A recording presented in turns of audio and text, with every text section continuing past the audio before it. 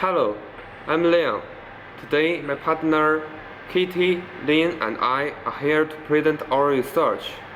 In response to the statement, the pay gap between male and female workers exists because of men's power to control the workplace and men's dominant position in society. To respond to the text question, we refer to a variety of sources, particularly the text Gendering Courtship and Pay Equality, which discusses the gender equality in workplace. Our presentation includes three main parts: introduction, responses, and conclusion. Right. Today I will focus on introduction and talk about something related to background and aims. Okay, let's start by background and aims. According to DAF 2008, pay gap between genders is one of the most intractable problems in the past 40 years. It is suggested that pay gap exists due to men's power in workplace and men's dominant position in society. We aim to examine the statement referring to current intractors and present our findings. Okay, after talking about background and aims and how we will organize our presentation, I'd like to introduce Kitty to present our main findings in response to the statement. Okay, let's look at the agreement point. The inequality between males and females still exists because of traditional values influence. Traditionally, the women should be passive, dependent, while men should be active and independent.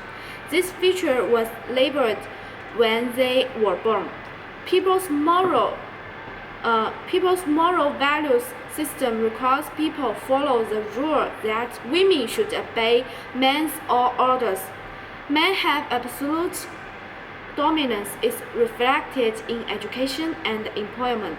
For example, the proportion of women who have received education is lower than men's, and men have higher percentage of getting high-paid jobs than women.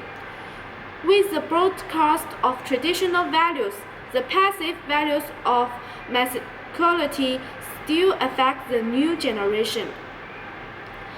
Secondly, because of sociological conditions, males have advantages in some areas, especially the strength aspect, which leads to some special work more suitable for men. This is the result of natural selection. Some researches show that women have some advantages in some areas. For example, women are in dominance of publishing, media, and advertising. So, in this case, due to the special characteristics of some kinds of work, the income gap is naturally obvious. Okay, let's welcome Lynn to introduce the third point and the conclusion part. Okay, let's look at the third point. Women are more likely to devote themselves into family than men do.